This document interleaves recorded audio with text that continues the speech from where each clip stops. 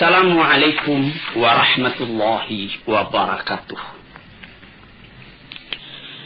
Hadirin, selamat mendengarkan radio kita ini. Sekarang kita akan masuk membicarakan lagi tentang martabat kehidupan. Bagian yang akhir daripada keterangan tentang hidup itu. Hidup yang kekal, yang menjadi tujuan dari segala kita yang hidup ini. Hidup yang dikejar oleh tiap-tiap orang yang sadar akan arti hidup sendiri. Itu orang berlomba menempuhnya. Itu ialah hidup sesudah mati.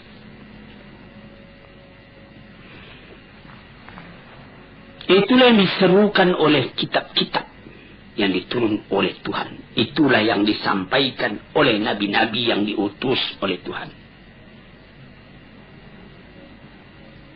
Wa ma hadhil hayatud dunya illa lahu wa la'ib.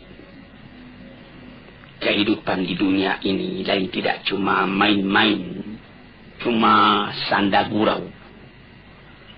Wa inna daral akhirat lahiyal hayawan law kanu ya'lamun. Hidup di akhirat itulah hidup yang sejati kalau sekiranya kita fikirkan dan kita ketahui, direnungkan betul-betul.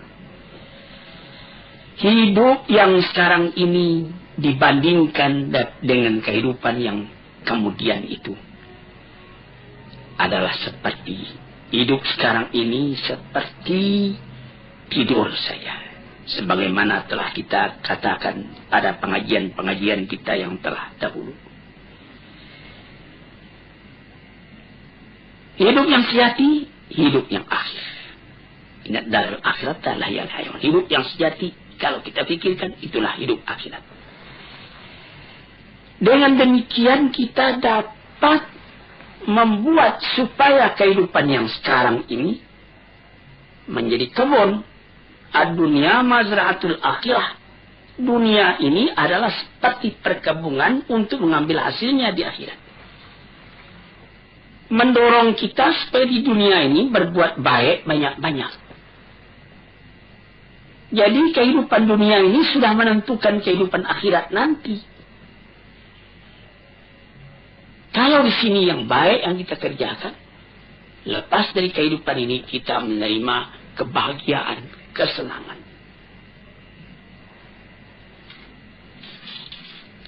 Nabi Muhammad sallallahu alaihi wasallam pernah memisalkan.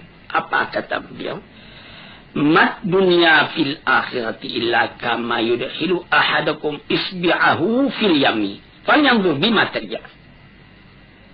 Kehidupan di dunia ini jika dibandingkan dengan kehidupan akhirat, kata beliau, hanyalah seperti seorang yang mencecahkan ujung telunjuknya ke dalam air, ke dalam laut. Kemudian dicabut kembali. Basah. Basah yang sedikit di tangan itulah yang hidup di dunia ini. Berapa luas lautan lagi?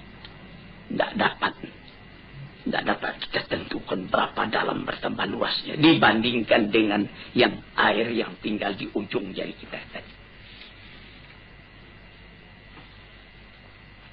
Ada dikatakan juga tanaffasatil akhirah. Hari akhirat itu menafaskan jiwanya.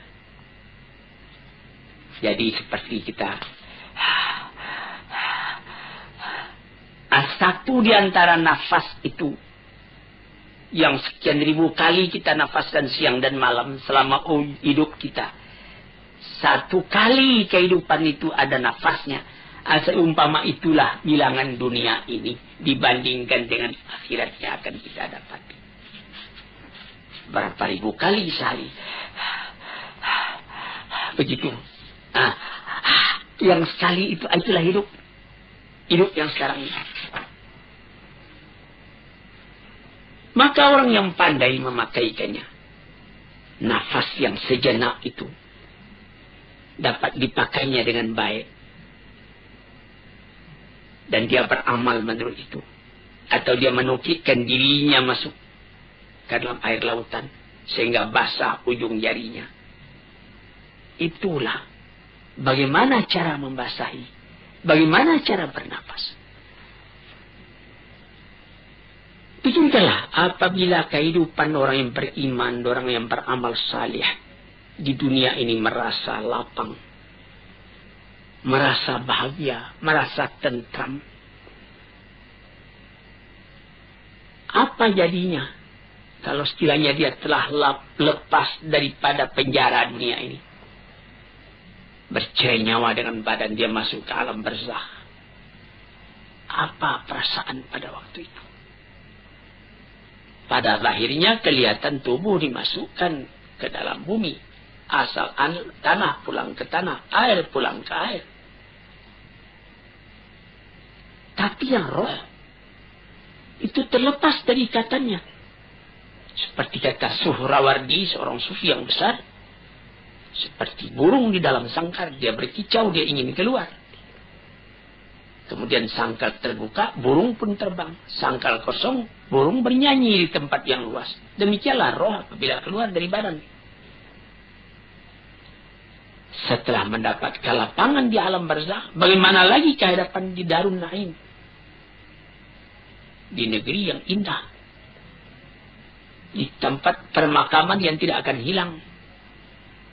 Apatah lagi dikatakan bahwa yang jadi inti kebahagiaan di dalam surga Jannatul Naim itu ialah melihat wajah Tuhan. Wujuhu yawma idzin nadhirah. Muka pada waktu itu berseri-seri. Ila rabbiha nadhirah. Karena pada hari itu kita dapat memandang Tuhan. Tidak ada kebahagiaan yang lebih tinggi daripada itu. Sehingga pernah ditanyakan orang kepada Rabi'atul Adawiyah, bagaimana pandangan Tuhan tentang neraka, tentang surga. Pandangan saya cuma satu, memandang wajah Allah. Dimanapun aku ditempatkan, aku dapat memandang wajah Allah. Itu 1000 kali lebih daripada surga. Sesudah melihat wajah Tuhan, kebahagiaan pagi, kebahagiaan sore, mendengar seruan panggilan dari Tuhan. Kemudian timbullah tanya, ma sababu takhallufin an nafsi antara bihadil hayat allati la khatara laha. Mengapa maka mereka itu, manusia itu kebanyakan sungkan, takut menghadapi kehidupan yang sejati itu? Mengapa mereka melengah daripadanya? Mengapa maka kehidupan yang ini saja yang diingini orang? Kehidupan dunia ini. Mendaki, menurun. Kepayahan, bertambah tua. Rambut pun jadi putih. Gigi pun jadi gugur. Padahal dia cuma seperti khayal, seperti bayangan saja.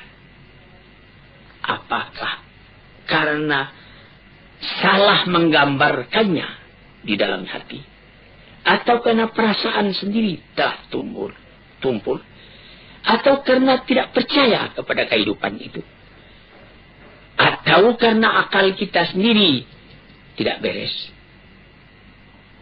atau karena tertarik dengan barang yang ada di dunia ini yang mesti lepas dari kita. Atau kita yang meninggalkan dia mati lebih dulu, atau dia yang meninggalkan kita. Ibarat berniaga, tidak saja beruntung, rugi pun ada. Ini jawab. Apa jawabnya? Ya, sama sekali itu sebabnya. Pertama, karena salah menggambarkan.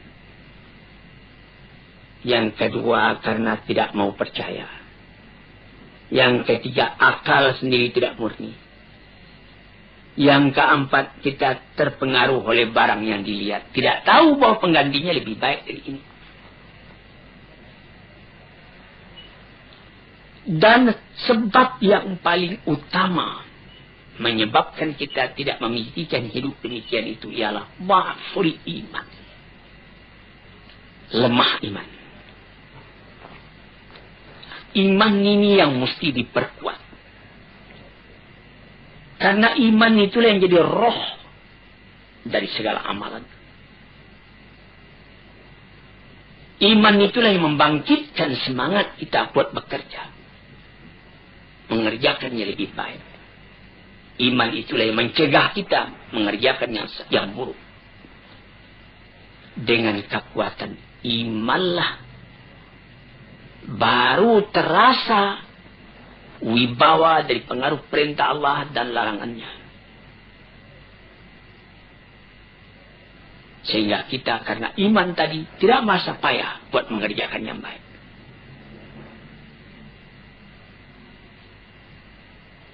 Itu. Maka apabila kuat iman, kuatlah kerinduan pada hidup yang demikian itu. Dan sangatlah hati kita rasa terdorong, didorong oleh iman. Buat beramal karena ingat akan hari itu. Hadirin para pendengar yang terhormat. Iman kepada kehidupan yang akhir itu bukan artinya kita menolak hidup. Bukan menyuruh kita cuma sembahyang saja dari pagi sampai sore, sampai petang, sampai malam, sehingga tidak tidur lagi. Bukan. Apabila kita bekerja, misalnya bekerja di kantor, bekerja di ladang, bekerja berniaga, pasangkala itu dengan iman, itu nanti menjadi amal juga buat persediaan kita menghadapi akhirat esok. Misalnya, orang menjadi pegawai negeri, dipasangnya diat dari hati. Saya menjadi pegawai ini supaya saya dapat menservis pada masyarakat dengan baik. Mencari harta yang halal untuk pembelanjaan rumah tangga saya, untuk menyekolahkan anak saya. Biar sedikit, asal amal saya itu amal yang saleh. Jadi bekerja di kantor itu pun menjadi amal yang saleh. Menjadi pangkal kebahagiaan pada hidup yang kekal nanti itu, hidup yang sejati itu. Kita mencari makan, berniaga di kota, di pasar. Itu pekerjaan duniawi, tapi pasanglah niat. Mengapa engkau mencari makan? Karena ada perintah Tuhan di dalam Al-Quran. Kulu min tayyibati ma razaqnakum, makanlah oleh kamu segala yang baik rezeki yang kami berikan kepada kamu. Dengan kata kulu ada perintah, makanlah. Maka segala usaha mencari makan tadi, karena berdasar kepada ayat itu, kita pun berusaha mencari makan dengan niat yang begitu, sehingga dia menjadi amal kita yang kekal buat akhirat. Atau seperti menjadi saudagar. Apa kata Nabi? At-tajirus saduqu fi zumrati syuhada'i yaumal qiyamah. Orang saudagar yang jujur, tempatnya sama dengan tempat orang yang mati syahid di hari kiamat. Jujur. Ucapannya mudah betul. Tetapi dalam prakteknya, menegakkan kejujuran itu juga satu pengorbanan. Tetapi itu suatu alat untuk membahagiakan kita pada hari akhirat tadi. Atau yang lain-lain. Di dalam Al-Quran banyak perintah. Kulu min samarihi, makanlah buah-buahan itu. Jadi kita disuruh bertanam supaya dapat melaksanakan itu. Famshu fi manakibiha wa kulu min rizqih, berjalanlah di atas dataran bumi, injak bahu bumi itu, makanlah rezeki yang tetapi dari bumi. Jadi segala amalan kita bukanlah artinya saya tidak mau lagi mencari makan, saya mau salih saja. Tidak salih namanya itu. Itulah maksud perkataan Rasulullah, ad-dunya mazra'atul akhirah. Dunia itu adalah satu mazra'ah, satu kebun yang akan kita ambil hasilnya nanti di akhirat. Sebab yang kedua menjadikan kita lengah. Tidak ingat itu. Kita pandang hidup itu cuma yang sekarang ini juga. Karena kelalaian sudah masuk ke hati kita. Lalai itu sama dengan tidur. Lalai, rafalah hati kita, itu tidur hati. Sebab itu banyak kita lihat orang yang matanya nyalang, tapi hatinya tidur. Lain dengan Nabi. Matanya tidur, tapi hatinya nyalang. Yanamu ainuhu wala tanamu qalbuhu. Matanya tertidur, tapi hatinya tidak. Terbalik dengan kita. Mata nyalang, tapi hati tidur. Dibangunkan. Tahsabuhum aiqadhan wa hum ruqud. Disangka mereka itu bangun, padahal dia tidur. Yang demikian itu menutup akan kesadaran hati. Sehingga sama dengan tidur, malah dekat kepada mati hati. Fa innal qalba idza qawiyat fil hayatu la yanamu idza namal badan, katanya. Hati itu apabila hidup dengan kuat, kata orang sekarang menghayati, hati itu menghayati, dia tidak akan tidur walaupun badan tidur. Cobalah perhatikan. Orang yang biasa sembahyang tahajud tiap-tiap pukul 3 atau setengah 4 pagi sebelum waktu subuh datang. Walaupun dia baru tertidur matanya pukul 2, namun waktu dia biasa sembahyang itu, sembahyang tahajud tadi pukul setengah 4 ke pukul 3, dia sendirinya bangun. Walaupun dia sebentar cuma tidur. Karena sudah didesak oleh satu kesadaran batin. Sehingga lebih dulu bangun hatinya daripada matanya. Itu dapat kita perhatikan. Tapi kalau orang yang memang hati itu yang tidur, sampai kepada mata juga tidur. Kadang-kadang berlarut-larut saja, maghrib tidak, isya tidak. Sampai jangankan tahajud, sedangkan yang wajib pun lalai dia mengerjakan. Karena dia tidak ingat kehidupan yang sejati bukan di sini.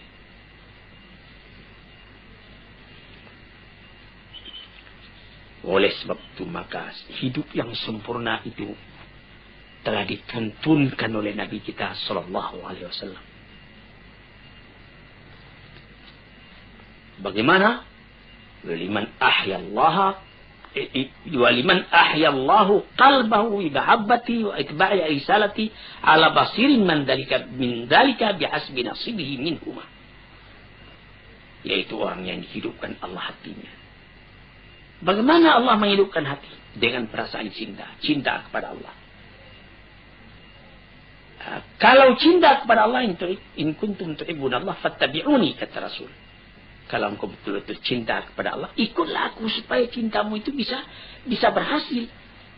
Walau mengaku cinta kepada Allah, Rasul ditinggalkannya, dia bikin ibadat sendiri. Menurut khayalnya masing-masing. Tidak jadi. Rasul itu yang telah dipilih oleh Tuhan buat menjadi utusannya, menerangkan mana kehendak Tuhan.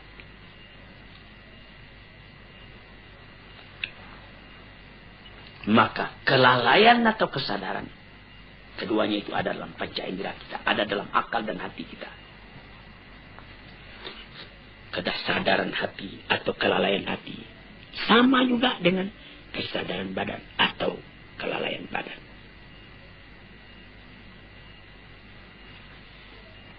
Kesadaran perasaan terbagi dua. Kesadaran hati pun demikian juga. Kesadaran badan atau kesadaran perasaan itu menembus ke dalam jiwa tiap-tiap. Tidak ada terdengar perintah, tapi ada kesadaran dalam batin. Dia bangun mengerjakan perintah itu.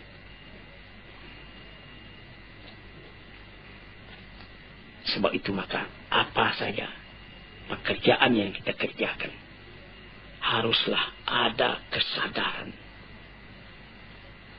Orang dalam kata-kata sekarang nih, kata modern sekali, menghayati.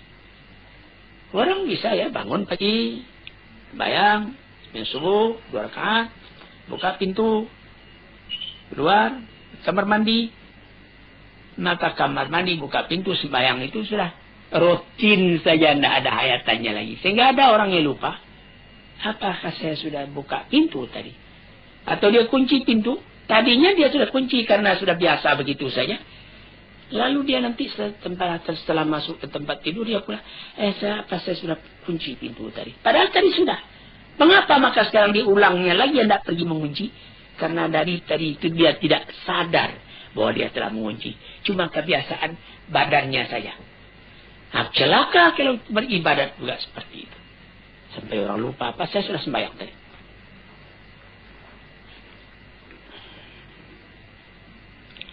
Hadirin yang terhormat, saya rasa untuk keterangan pada hari ini cukup sekian. Moga-moga Allah memberikan ketenangan dalam pikiran kita, sehingga kita simpulkan kehidupan yang sejati itu. Itulah yang tujuan daripada perjalanan kita di dunia ini. Assalamualaikum warahmatullahi wabarakatuh.